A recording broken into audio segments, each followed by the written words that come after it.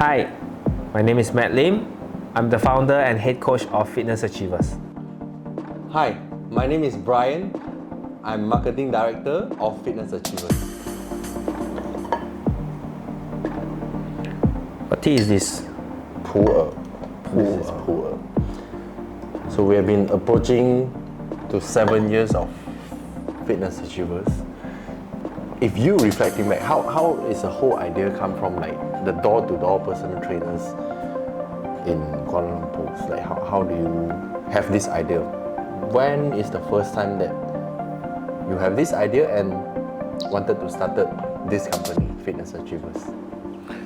Okay, so basically the whole idea started when I saw a demand in these services. You see, this niche industry hasn't been too commercialized yet. There are actually a lot of individual trainers who's been doing this for decades, but not a specialized company doing that. And then if you take a look at the current trend and future trend, there are more condominium coming up, or whatever new project that it is, they definitely will have gym facilities.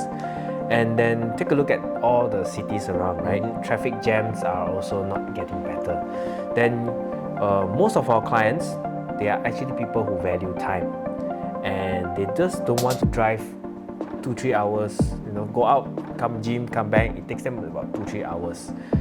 Yeah, so that's why. Yeah, but what is the things that trigger you? What's the event that trigger you? Back then when you were personal trainer yourself, before you have this, looking at all this commercialized, the coaches, when you were just alone by yourself doing your personal trainings, and how comes you just have this idea coming out in your mind? Okay, so Yeah. I was also an individual trainer back then. Okay. And I have a lot of clients because they refer clients to me, and it comes to a point of time where my hands are full. I just cannot train anyone else anymore, but then the clients keep on coming in. This is the reason why I saw, hey, there is a demand in this. So the concept of Fitness Achievers is born like that. And since then, you started this back in 2017. Yes. Back in 2017. Yes.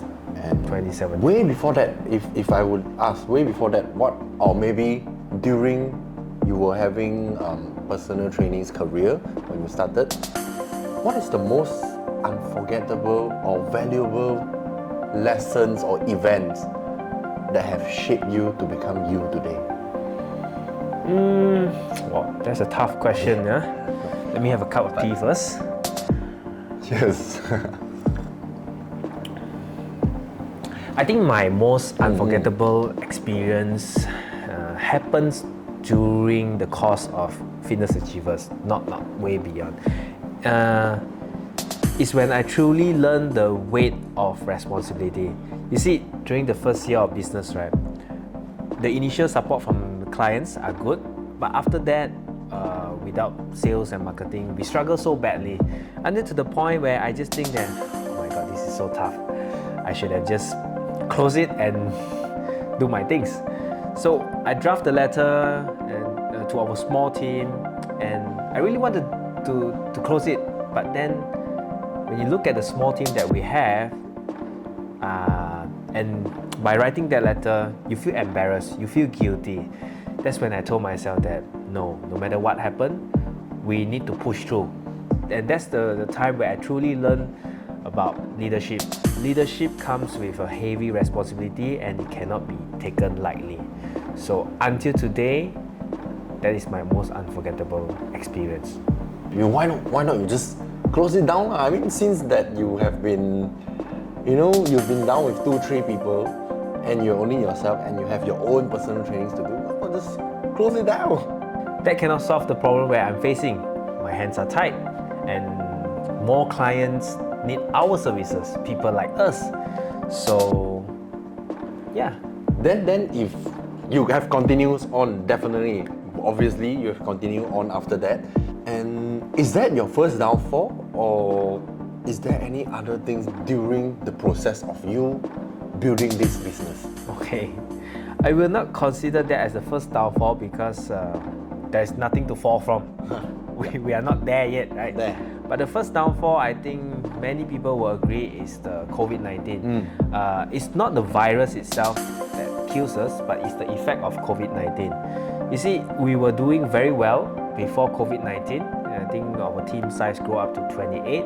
But as a young company, we have a lot of challenges and problems that is hidden. So when COVID-19 came, it just made all these problems bigger, more visible, and it escalated all at once.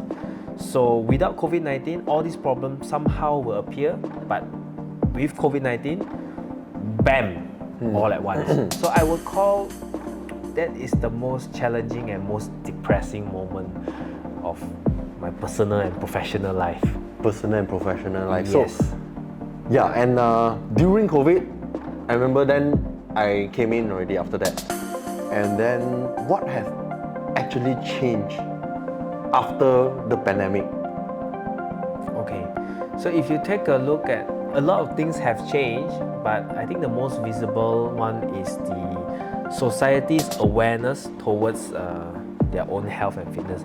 Because you see COVID-19, right, the fatality rate, right, usually people who are not so fit, not so healthy, they have the highest mortality rate. And then if you are a very fit and healthy individual, right, you have a better chance of fighting COVID-19. So after the pandemic, the awareness for individuals' personal health and fitness has went up. That's what we can observe in the current trend. Then definitely it leads more to more demands right now, as we can see. We've been growing up to 33 coaches, if I'm not like, if we're having at 34. 34 now, yeah, right, we have 34 coaches right now. And what are the things that have changed when people wanted to see more certification in our coaches? Why do you think that is that important to be a coaches, that you need to have a certification to be certified as a coach? Okay. Why? I personally feel that a coach needs to have certification for a few reasons. Yeah. You see, number one is when a coach goes for certification, it shows that they are someone who values learning, and science is always evolving. See, what's true 10 years ago may not be true now. So if we don't catch up, right, then we will not improve, and then we will Correct. struggle in the future. That's number one. Number two is, you see, when a coach go through certification, they also put themselves against a certain standard that is set by the university, the institution, the college, whatever. And actually, this is what we need: standard. The standard. I agree. hate that any Tom, Dick, and Harry, as long as they look a bit big, they can become a trainer. Sorry, I may offend people with this, but no. Our job is also like a doctor, but doctor is treat, ours is prevention. You need to study to be able to train people. You cannot You need to just have the knowledge of it, so Yeah. that you're able to train. Yes, cannot. If not, you don't even know what you're doing. Correct. It's not that you're big, then you can go and train people. Yep. So that's the second. And the third one is consumers' right. You see, before COVID, right, a lot of clients, they don't really ask much about our coaches' certification. But after COVID, right, at least half of our clients will then learn to ask, they will start to ask, who's our coaches, what's their certification, and things like that. So if the coaches don't get certification, they will definitely struggle in the future, because consumer, they want the best services that they can get, paying that amount of money. Yeah, so coaches must be certified. And I realized that most of our clients and also our coaches, that we preach for clients to train 2 to 3 days. Is it sufficient for an individual to train 2 to 3 days a week? Okay, now if you take a look at the guideline given by WHO or US or any, minimum 150 minutes of exercise is needed, moderate intensity, or 75 minutes of higher intensity per week is needed. So you see, training once a week, okay, is better than none, but in my opinion, it's not enough to give you that effect of exercise what we do. And then training 4 to 5 times can be a bit difficult because you take a look at the most general population. They are working professionals, busy parents, they have their own commitment. So that's why training 2 to 3 times per week is what we consider the most optimal frequency, considering the adherence and sustainability, but also getting the results that we want, right? And we are a result-oriented company, so we just want the client to get result, but at the same time, we want physical activity to be part of their lifestyle as well. But when you mention result-oriented company, we are a result-oriented company, how do actually our coaches track their progress, track the client progress? How do we know, like, what is the measurement, what is the measure that we use in our companies that you have, Okay, preached? so first of all, I think we do the body composition measurement. We check their weight, we check their body fat, we check their percentage muscle mass, this one. But of course, sometimes the accuracy may not be 100%. This is why we also take a progress picture, all right? And the thing about progress picture is the body doesn't lie. What I mean is, if there's improvement, you can see it. If there's no improvement, you can also see it. That's two. And the last one is more of a random wellness check. You see, fitness is much more than just pictures and scale. Like, how is our client feeling now? Has their health marker improved? Do they feel strong? Do they feel healthy? Can they do the things where they cannot do before? Are they feeling good? So these are all the things that is priceless, but what our clients are looking for. Are they in lesser pain or are they in not lesser pain? See, especially in cities, a lot of individuals want to age gracefully and they want to maintain their physical independency. So that's where exercise, especially strength training, comes into play. Physical functioning. Personally, I think myself, I train 3 times, 4 times. I feel great. I like strength, training in the gyms and all that. I kind of feel that clients, when they do this, they'll feel the same. They'll feel the same when coaches, how we preach, how we use our method to train the clients, and that's how we actually felt, and that's how I personally felt as well when I do training in the gym. I love it when I train in the gym, and and if come to talk about our vision, what is the vision in the company that we're achieving, that we're trying to achieve in the next coming years? Because when you correlate back to why the company started, it's actually to provide door-to-door services.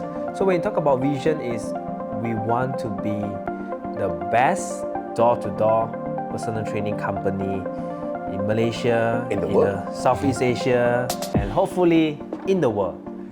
That is the vision. How about the mission then? The mission, Okay. if the vision, if it is for us to achieve, to be the best door-to-door personal trainings in the world, what is the mission that will bring us there? What do you think as a founder yourself? Very simple. Is to make personal training more accessible to all corners in the city. Okay, means that Every corner.